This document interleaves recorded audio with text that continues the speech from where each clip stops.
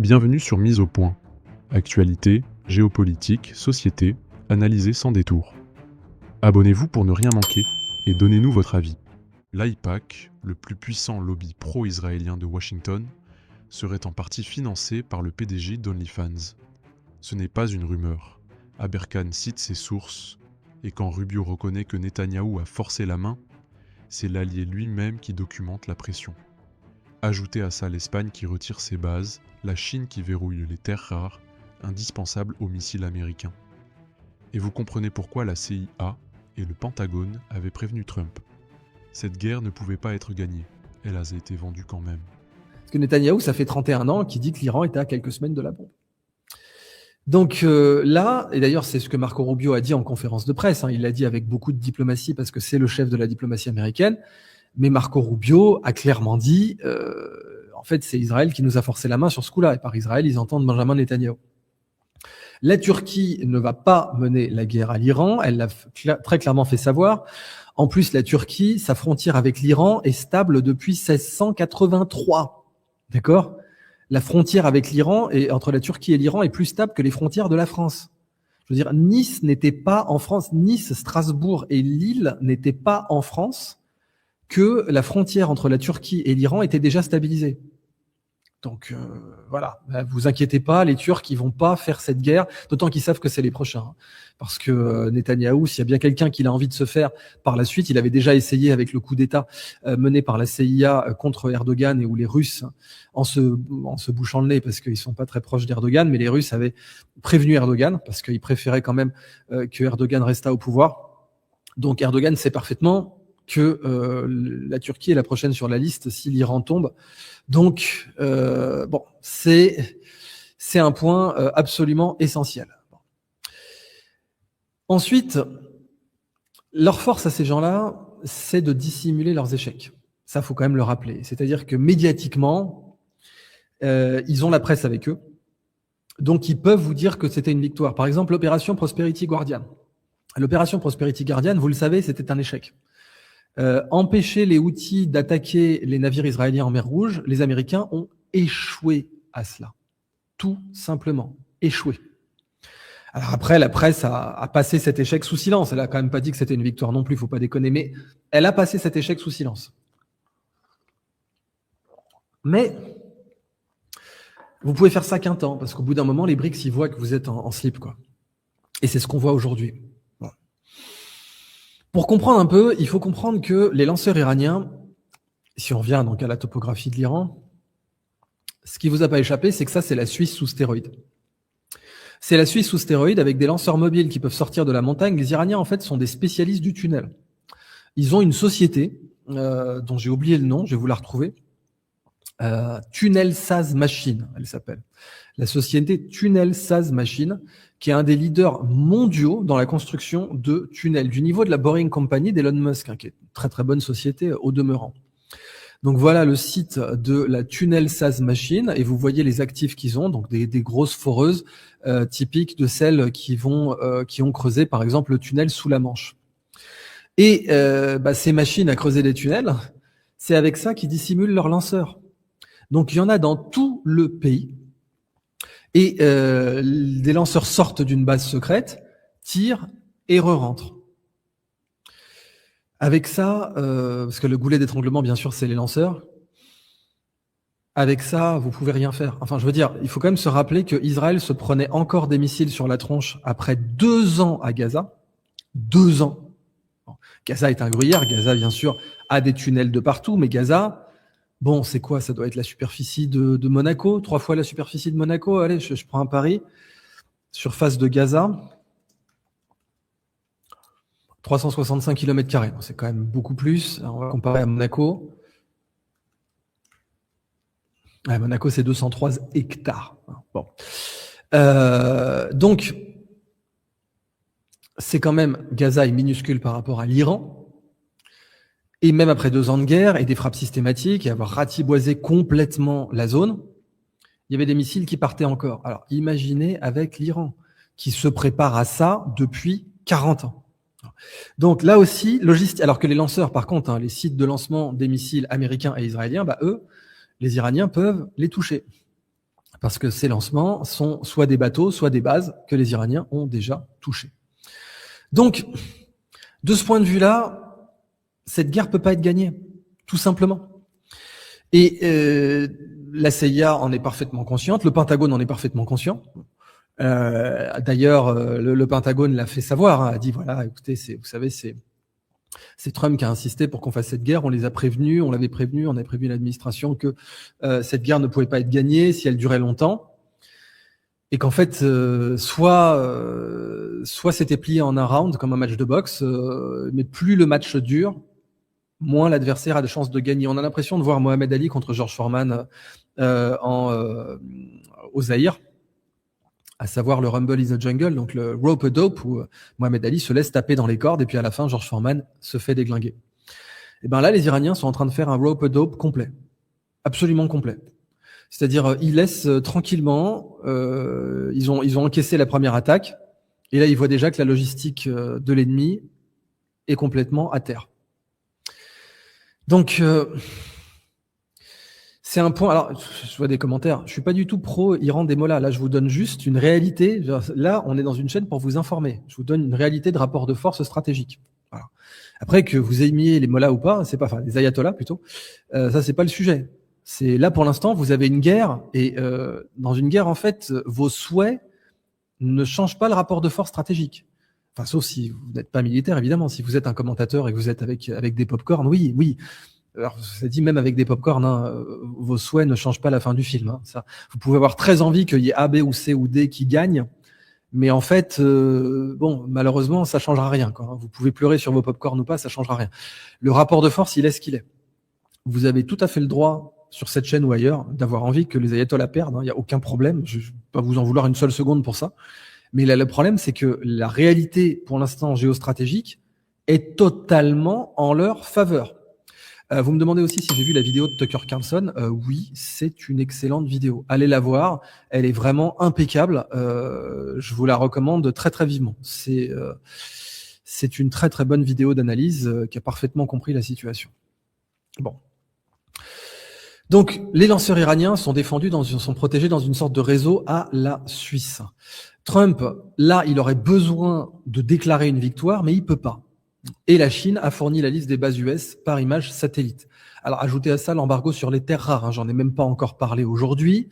Donc, l'embargo sur les terres rares, bah oui, il faut des terres rares pour renouveler les stocks de missiles. Et les Chinois n'exportent plus aucune terre rare vers les États-Unis d'Amérique. Ajoutez à ça que l'Espagne vient de dire qu'elle ne voulait pas que ces bases soient utilisées par les Américains. Voilà. Alors là, ça me scie. C'est-à-dire que Trump, qui était censé être l'opposé de George Bush. Et en fait, on en revient à ce que Vladimir Poutine avait dit il y a 15 ans, il y a 15 ans. Il avait dit, vous savez, Barack Obama, il est très gentil, mais quand il va vous verrez, quand il va arriver au pouvoir, il a plein de bonnes idées, comme fermer Guantanamo, etc. Parce que quand même, Guantanamo, c'est des crimes contre l'humanité, hein, c'est des tortures, c'est voilà. Et il y a des types en costard noir avec une cravate noire qui vont venir le voir et qui vont lui dire c'est pas possible. Tu peux pas faire ça. Et ça, c'est ce que Peter Dale Scott a appelé l'état profond.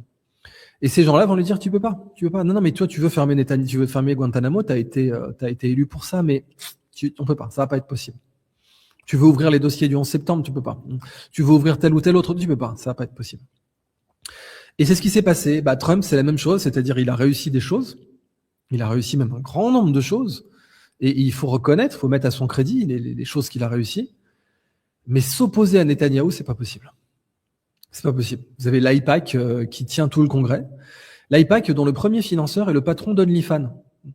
Donc, quand vous voyez aujourd'hui que Instagram est devenu littéralement l'antichambre d'OnlyFans, en fait, et puis vous avez des tas de nanas qui sont sur OnlyFans qui sont soi-disant anti-Netanyahou, à commencer par Mia Khalifa, par exemple. Ou tout un tas d'autres influenceuses ou actrices porno qui dénoncent Netanyahou d'un côté, mais qui littéralement vendent leur boule sur OnlyFans, qui ensuite filent ça à l'AIPAC. Voilà, c'est magnifique. Donc on a le plus gros tapin mondial, on a le plus gros macro mondial qui va directement, qui finance l'AIPAC en fait. Voilà. C'est beau. Je sais pas comment vous dire ces choses, mais c'est magnifique. Bon, vous ajoutez à ça que Pornhub est détenu par un rabbin. Enfin, on est dans des choses complètement, complètement dingue. Ouais.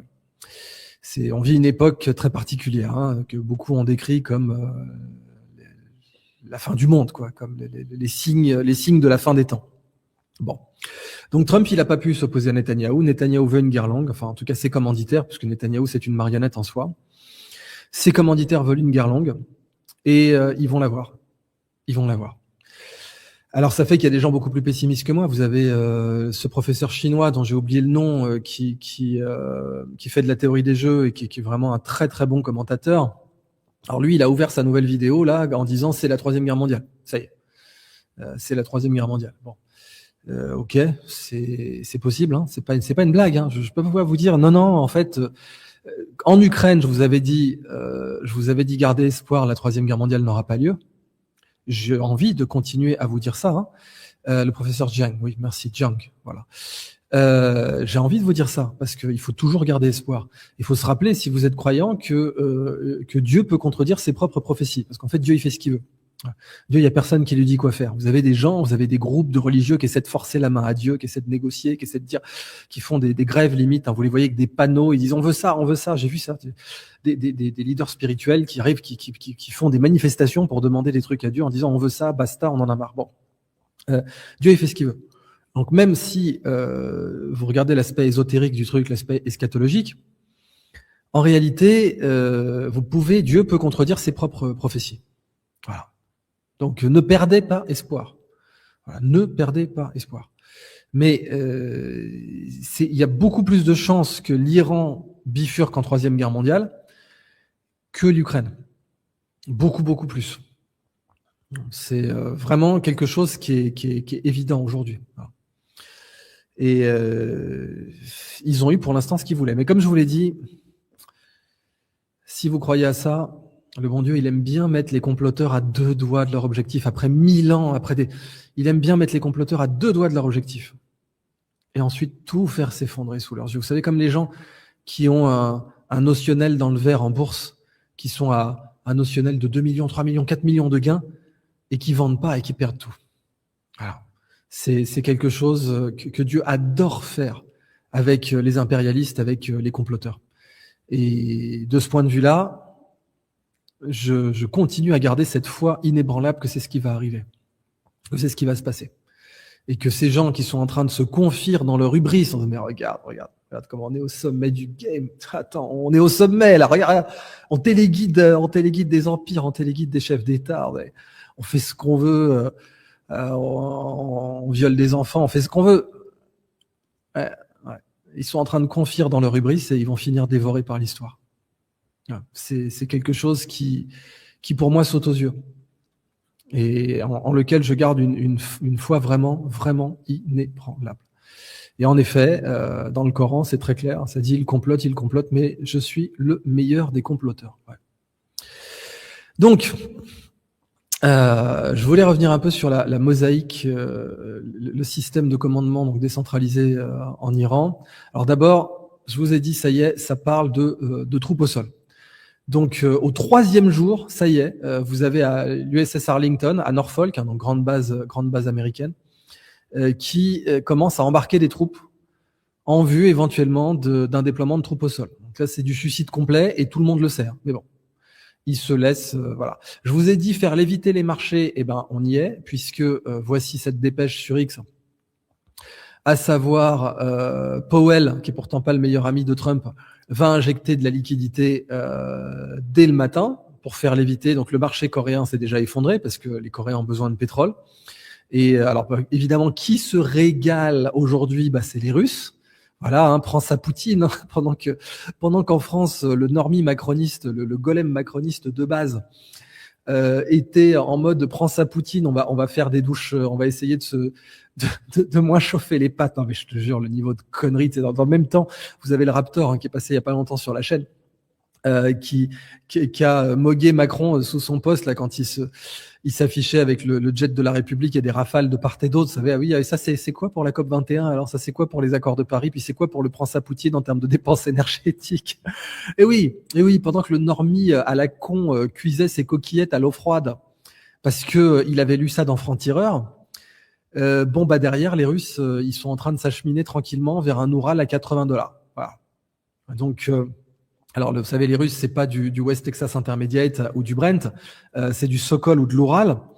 Le Sokol aujourd'hui, tac. Donc, et l'Oural surtout, je vais regarder ça. Voilà, donc le Sokol, il est à 72. Bon, d'habitude, c'est 50. Donc, le Sokol, il est passé à 72. L'Oural, à combien il est? 65. Non, 69 maintenant. OK. Donc, bon, les Russes, là, c'est la fête. Là, c'est Kalinka. Pour vous donner une idée, avec un baril à 85, les Russes peuvent faire la guerre indéfiniment en Ukraine. Voilà. Le budget de la guerre en Ukraine actuelle, ils peuvent le tenir, ils peuvent en faire un budget intégré, comme si c'était un ministère, en fait. Voilà. Comme s'il y avait un ministère de la guerre en Ukraine, quoi. Donc, à $85 le baril, les Russes ont un ministère de la guerre en Ukraine, comme nous, on a un ministère de l'éducation nationale. Voilà. C'est ça qu'il faut comprendre en termes de budget. Donc voilà, petite pensée émue pour tous les normies qui sortaient prends ça Poutine en prenant une douche froide ou en je sais pas, en faisant bouillir leurs coquillettes, enfin en ne faisant pas bouillir leurs coquillettes. Pour ne pas manquer nos prochaines analyses, abonnez-vous, c'est gratuit. Et laissez un commentaire, votre avis nous intéresse.